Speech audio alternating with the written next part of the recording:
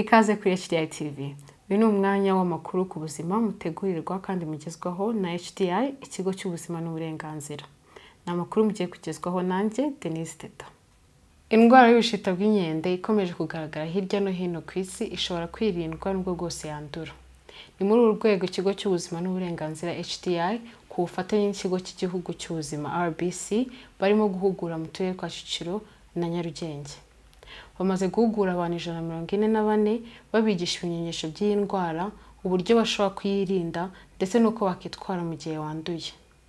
Minisitiri w'ubuzima Dr. Sabin Nsanzimana aduha ibisobanuro birambuye kuri iyi ndwara.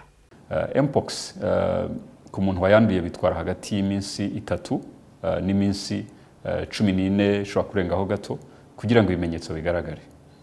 Bitangira ari uduheri tuza ku mubiri cyane cyane mu maso, ku maboko, mu myanya y'ibanga, bishobora no gukwira n'ahandi henshi. Ibyo biheri bikaba birimo utuzi. Iyi virusi ikunda kuva ku muntu ijya ku wundi bitewe nuko bahuye cyane, ibyo bita mu rurimi rw'amahanga close contact.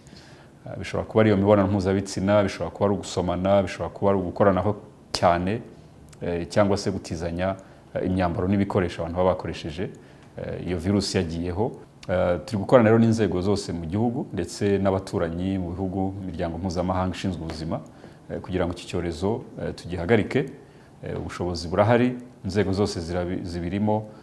Icyo dusaba nuko buri wese ashyiraho uruhare rwe, ugaragayeho ibimenyetso akihutira kujya kwivuza kugira ngo asuzumwe, ndetse n'abo bahuye akabamenyesha, natwe inzego z'ubuzima n'izindi nzego turi kumwe twese tukabishyiramo imbaraga. Twizeye gutsinda Mpox nkuko twatsinze ibindi byorezo. Murakoze. Amakuru yacu tuyakomereze ku nkuru y'urubyiruko rurangije amahugurwa y'ibyumweru 3 biga ku buzima bw'imyororokere n'uburenganzira, barishimira inyigisho bahawe. Ku giti cyanjye namenye uburyo nakibarira ukwezi, menya uburyo nakirinda zitateguwe, kwifata mu gihe byanze burundu nkakoresha agakingirizo.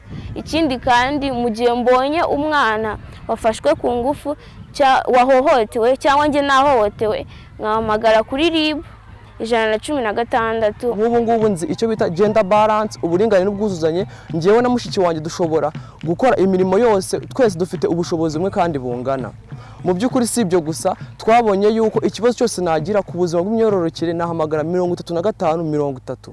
Aba ni bamwe mu rubyiruko rugera kuri 90 ruteraniye ku kibuga cya cricket mu murenge wa Gahanga, aho baje baherekejwe n'ababyeyi, abavandimwe ndetse n'inshuti gufata impamyabumenyi nyuma yo guhugurwa ku buzima bw'imyororokere n'uburenganzira.